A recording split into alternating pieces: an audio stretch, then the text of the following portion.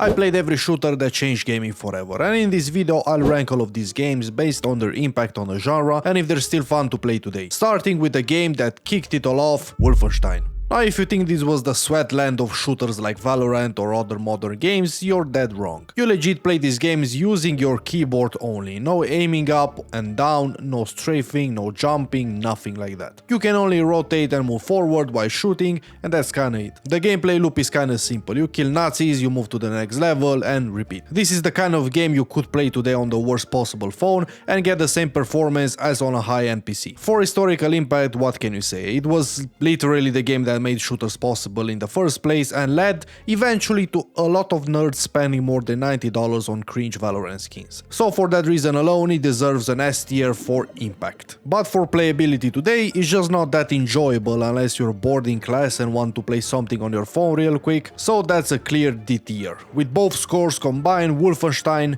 lands on the overall B tier. Now despite these primitive controls and basic gameplays, Wolfenstein opened the door for everything that followed. But the gaming evolution happens fast and what came next would blow the door completely off its hinges. And I'm talking about Doom. Compared to Wolfenstein, Doom was a massive leap in quality. Better gameplay, more enemies, better models, cooler guns, everything. And it actually made me want to play through all of the levels. The game has that perfect balance, not too hard, not too easy, with just the right amount of challenge to keep you playing. So what shocked me the most is how good this feels for a 30-year-old game. The multiplayer aspect was revolutionary too. Before Doom you'd play this game alone, but now you could connect with friends and shoot each other instead of AI enemies. So this kinda changed everything about how we think about shooters. It was also the first game where people made mods, creating their own levels and weapons, and some of these mods became so popular they created their own games. Now for impact on gaming, it's an easy S tier. It pioneered multiplayer and kickstarted the entire modding community basically. For playability today, genuinely still fun, and I'd rather play this than many modern games where you actually need to be super hyper focused on ADHD meds, 3 gallons of coffee and perfect desk alignment to just survive the ability spam. That's an A tier for playability. Now for the combined score, I'm giving it an A tier, because it's still an old game that might not appeal to a lot of people. So Doom revolutionized shooters in many ways, but it still had one major limitation that held back true 3D gameplay,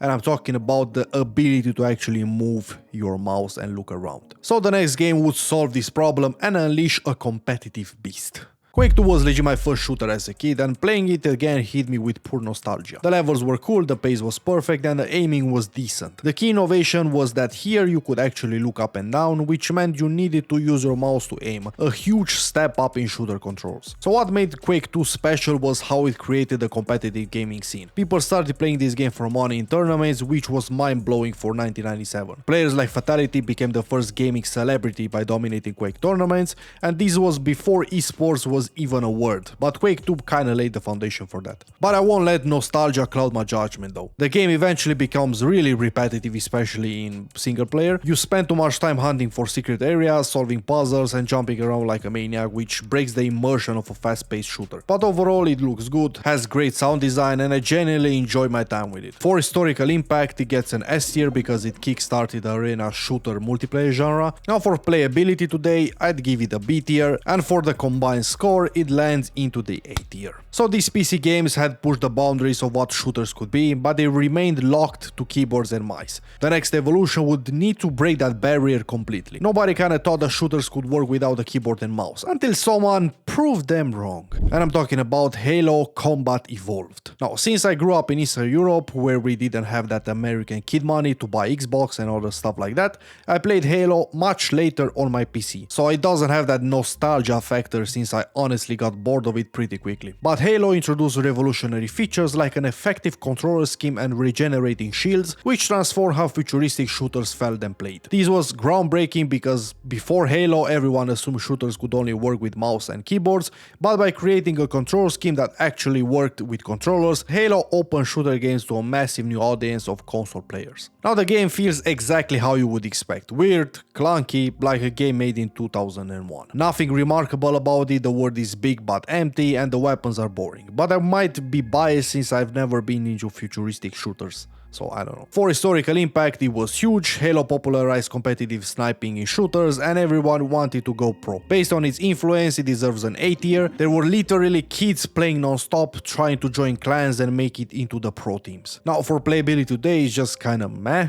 boring with nothing that makes you want to revisit it again, and for nostalgia it's like kinda decent, I would say. But for all of those reasons it only gets a D tier. And for the overall combined score, I will put Halo Combat Evolved into the C tier. So Halo may have brought shooters to console players with its sci-fi settings, but the next evolution would go in the opposite direction. While the future was nice and all, another game was about to take us back in time, with one beach landing that would change gaming forever. And I'm talking about Medal of Honor Allied Assault. This game was absolutely incredible when I was a kid. If there's one mission I'll remember for life, it's the Omaha beach landing. When I was a kid, it legit felt like I was there. You're just one soldier in this massive invasion with explosions everywhere, people dying around you, and you're desperately trying to survive and push forward. It was just like playing through Saving Private Ryan. The game still feels good today with missions that hold up to modern standards, but what made it exceptional and something newer games often ignore was the ambient music and the sound design. These elements make everything feel more iconic and memorable than just like some bland background music or total silence that you can see in a lot of many modern games. Basically, good sound design makes immersion 10 times better at least. And what's crazy is that the team who created this game left right afterward to start Infinity Ward and make Call of Duty. So without Medal of Honor, we might never have gotten COD, which is wild to think about. Now for historical impact, it set the standard for cinematic shooter experience, so a clear S tier. For playability today, also S tier because it's still a classic and it's still playable. And the combined score, of course, S tier. Remember, we're hunting for revolutionary shooters that change gaming forever. And what this next team created after leaving Medal of Honor would literally redefine the entire genre. And I'm talking, of course, about Call of Duty 2. Now, Call of Duty 2 was the perfect shooter that everyone holds dear. It changed everything about single-player shooters and storytelling in games. The ambient music, the compelling stories, and immersive atmosphere were unmatched. This game revolutionized shooter design by introducing regenerating health instead of health packs. Before this, you had to play cautiously and constantly search for health kits, but with regenerating health, you could just take cover for a few seconds and get back to full strength and get back into the action as soon as possible. This made games faster paced and more action packed, a change that virtually every shooter afterwards adopted. It was just perfect. The campaign still holds up to today's standards pretty well, with decent graphics and flawless immersion. The sound design makes you feel like you're actually there. The missions where you play as a Russian soldier defending Stalingrad or as a British soldier fighting in Africa delivers completely different experience within the same game. Now for historical impact, it established the COD formula that dominated gaming for over a decade, so of course S tier. For playability today, the graphics and gameplay still hold up remarkably well, so I would say still S tier. So we've seen how campaign evolved from simple corridors to epic war movies, but a revolution was brewing online, one that would create esports empire from bedroom gamers. Now CS 1.6 is the game that all of us hold close to our hearts, probably the first shooter many of us played. It introduced a round-based economy system where you actually had to think strategically about your resources, when to buy weapons, when to save, when to force, when to change weapons and stuff like that. So what's insane about CS is that it started as just a mod for Half-Life created by two random guys, not even like a proper game studio. It became so popular that Valve bought it and made it an official game. It was the first time a mod became bigger than the original game it was built upon. Personally, I sank like thousands of hours into this game as a kid, so I can't really say anything negative about it. It was pure skill-based gameplay that made me fall in love with the competitive shooters and motivated me to actually want to improve and potentially join pro teams in my country. So for historical impact, it created a tactical shooter subgenre, so of course S tier. For playability today, the gameplay is still solid, but the servers are mostly dead or filled with cheaters and Valve doesn't really care about the game anymore. So for that reason, around A tier. And the combined score, I will lean more towards A tier. Now while Counter-Strike was all about careful planning and calculated gameplay, the next revolution would turn everything upside down, making chaos and constant rewards the new norm. And I'm talking about Modern Warfare 2. Now Modern Warfare feels great to play even now. I mostly focus on the campaign, which surprisingly holds up pretty good to today's standards, good stories, great atmosphere,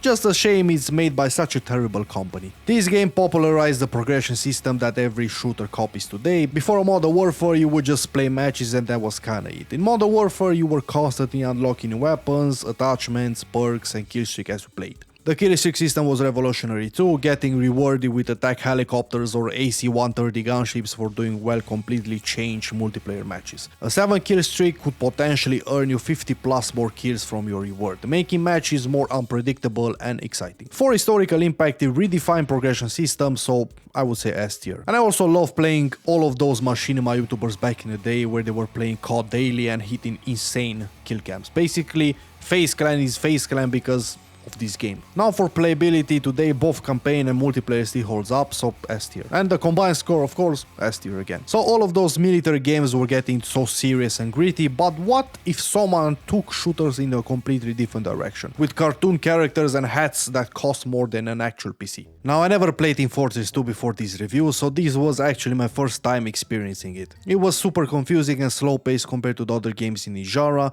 but for 2007 it was pretty innovative. So what made this game special was its distinct character classes that played completely differently from each other. Playing as a heavy with a minigun was a totally different experience than playing as a spy who could turn invisible and backstab enemies. TF2 also basically invented cosmetic microtransactions in shooter games. Before this you just bought a game and that was it. Team Fortress 2 introduced hats and other cosmetic items that didn't affect gameplay but people would pay real money for. Now every game has skins and battle passes, but Team Fortress 2 kinda started it all. Now for historical impact, it pioneered cosmetic monetization and laid the groundwork for future hero shooters like Overwatch and Marvel Rivals, so S tier. For playability today, it's honestly not a pleasant experience. It's boring, it's slow and filled with hardcore players with thousands of hours of experience, so C tier overall. And a combined score, B tier. Now we've seen gameplay evolve, but what about the tech behind these games? The next title didn't just set the graphics bar, but created a meme that would test gaming PCs for the next decade. And I'm talking about Crysis. Now before Crysis, few games made you stop and think, whoa, this actually looks real. Crysis changed everything and even spawned the famous meme, yeah, but can it run Crysis? The game was so demanding that it made the benchmark for gaming PCs for years. If your PC could run Crysis on high settings, you had a serious machine. Some of the graphical features introduced didn't become standard in other games until like 5 or 7 years later. The nanosword was genuinely cool and influenced many games afterwards, like the invisibility mechanics in Titanfall. The game still feels clunky though, and with today's hardware specs, it's clear the game was super optimized for that time. Now for historical impact, it sets the graphics standard for a decade, so S tier without a debate. For playability today, beyond the cool suit, the game is pretty boring with few gameplay innovations beyond the impressive graphics, so B tier, and a combined score of A tier. So Crysis pushed graphical boundaries, but another game would soon redefine environment interaction at a massive scale. Something bigger was coming, a game that would let you reshape entire battlefields with explosions while 63 other players try to kill you. Before Battlefield 3, we never really had truly interactive environments in shooters. In Call of Duty 4, shooting at objects didn't do nothing, maybe a pen would fly away, but that was kinda it. Battlefield 3 changed everything with its destructive system. You could literally collapse entire buildings that enemies were hiding in. If someone were camping in a house, you could just blow up the whole house. The scale was insane too, 64 players fighting across massive maps with tanks, helicopters and jets all at the same time. This is where the meme of all in Battlefield moments kinda appeared. You were jumping out of jets, sniping someone in midair, then getting back into the jet before it crashed. No other game offered this kind of freedom and scale. Now the multiplayer is somewhat dead now, without the player count that it once had. The single player campaign still holds up pretty well by today's standards though. Now for historical impact, it advanced destruction technology, so S tier. For playability today, the map design and visuals remain impressive, so A tier. And a combined score of S tier. Now Battlefield 3 showed us that the scale and environment interaction could transform shooters, but a completely different innovation was on the horizon. So let me introduce you to a game that made every other shooter feel like you were moving in slow motion. Before Titanfall 2, movement in shooters was pretty basic. Jump, run, crouch, prone, and that's kinda it. Some games had faster movements where you could use rocket launchers to jump higher, but nothing revolutionary. Titanfall changed everything with its jetpack system that let you run on walls, slide across the ground, and chain movement together, making it feel like you're playing the Matrix rather than a standard shooter game. And yeah, you also got like a super OP giant mech to pilot. The campaign features one of the most innovative levels in shooter history. It's called Effect and Cause, where you can actually switch between the past and present timelines. You press a button and the entire world changes around you, letting you solve puzzles and bypass enemies in ways no other game has done before or since. In my opinion, the multiplayer could have been 10 times bigger than the boring Battle Royale mode that was basically just a copy-paste with some abilities added, but just I don't know, maybe that's just like my opinion. So for historical impact, it revolutionized movement mechanics in shooters, so S tier, especially since it laid the groundwork for Apex Legends to survive despite being, in my opinion, a much weaker game. For playability today, the campaign quality, story and overall enjoyment remain excellent, so S tier, and a combined score, of course, S tier. But two final revolutions would completely change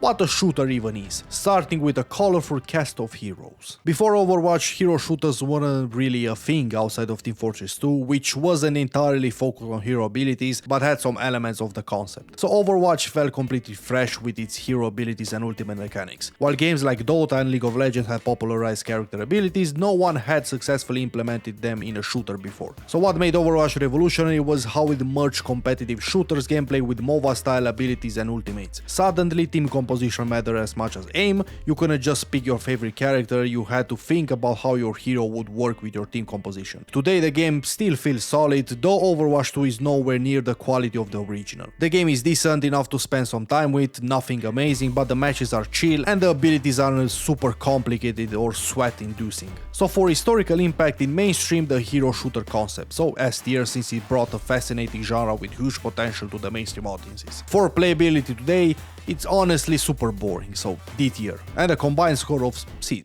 tier, yeah. Now Overwatch introduced hero-based mechanics to shooters, but it remained within the confines of gaming culture. So the next game would break those boundaries completely. So could any game truly transcend gaming and become a global cultural phenomenon? The answer was about to drop from a battle bus. Before Fortnite, Battle Royales followed the same basic formula established by games like PUBG, H1Z1 and DayZ. Drop on a map, loot gear, kill other players, try to win. Nothing revolutionary. Fortnite changed everything by adding building mechanics. This created a whole new dimension to the game. You didn't just need to camp and wait for someone to walk into your crosshair, you actually had to get resources and use them strategically to trap opponents, create cover or gain better positioning. This was completely unheard of in shooters. Plus streamers like Ninja became so popular that even celebrities like Drake appear on streams, transforming gaming from a niche hobby into something socially acceptable.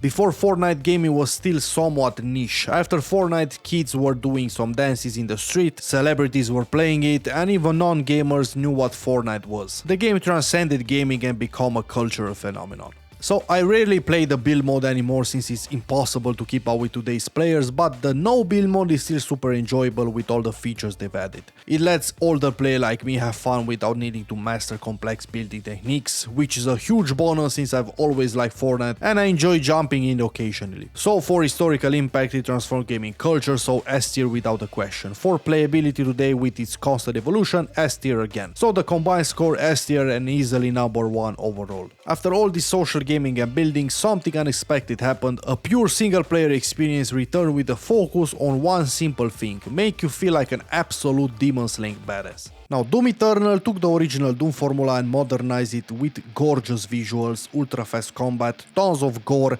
and genuinely challenging gameplay that requires serious skill to master. So what makes Doom Eternal special is how it completely flipped the pace of single-player shooters games. Before, most single-player shooters were about taking cover and popping out to shoot enemies, so Doom Eternal is the exact opposite. If you stop moving, you die. You have to constantly run, jump and kill enemies to get health and ammo. It didn't add many concepts to gaming, but it perfected the feeling of being an unstoppable force as you tear through hordes of demons. You genuinely feel like the most overpowered character in shooter history. And also, this is actually a super hard game, even for someone like me who's played over like 10,000 hours of shooters. I died 3 times in my first hour, which rarely happens in any modern shooter campaign that tend to hold your hand. So for historical impact, even though it's kinda new, it kinda revitalized single player shooter gaming and made solo experiences fun again. You always want to break your personal record, or for the true sweat wars, try to beat the game without dying. So B tier. For playability, B tier as well, since it's the same formula they've used for years, just cranked up to 11. And the combined score, of course, B tier. Now, with Doom going back to the basics, one final experiment remained. Could anyone successfully merge tactical precision with superhero-like powers in one game? And I'm talking about Valorant. Now, before Valorant, tactical shooter options were limited, mostly Rainbow Six Siege and Counter-Strike. Many players were getting bored, so when Riot announced a new tactical shooter with 128 tick servers, precise bullet mechanics and character abilities, people were eager to jump ship and try it out. In its early stages, it was genuinely one of the best games out there with enormous potential and genuinely fun gameplay. So what made Valorant revolutionary was combining Counter-Strike precision tactical shooting with Overwatch hero abilities. This created a new competitive shooter where both gunplay and ability usage matter. I played a lot of hours of Valorant and today's version is nowhere close to what they promised initially. At this point they ruined the game so much it's all about ability spam, rounds kinda typically end with you dying to 10 different spells without even seeing your opponent, so it's no longer about aim or gun skills, it's just knowing which abilities to use and what team composition to run. For historical impact, it deserves an S tier since it pioneered the tactical hero shooter hybrid and made games like Fragpunk possible. For playability today, F tier. It's genuinely unpleasant to play whether you're new or returning player. Unless you're like a pro player or content creator stuck to making content in this game, there's no reason to play Valorant right now. So combined score D tier. So after 3 decades of shooter evolving from simple corridors to global phenomena, the final ranking might shock you, especially which game claims the top spot. In D tier we have Valorant, no surprise. In C tier we have Halo, Combat Evolved and Overwatch. In B tier we have Wolfenstein, Team Fortress 2, Doom Eternal. In A tier we have Doom, the original, Quake 2, Counter-Strike 1.6 and Crysis. And the S tier we have Titanfall 2, Battlefield 3, Medal of Honor Elite Assault, Modern Warfare 2, Call of Duty 2 and the winner yet again, Fortnite. Fortnite comes out on top as the most revolutionary shooter that still holds up today. Meanwhile, newer games like Valorant show that innovation doesn't always lead to long-term enjoyment. The most revolutionary shooter isn't necessarily the one with the best graphics or the most features, it's the one that changed how we think about games while still being fun to play years later. And by that measure, the classics still have a lot to teach modern developers. And now the algorithm thinks that you also might enjoy this next video.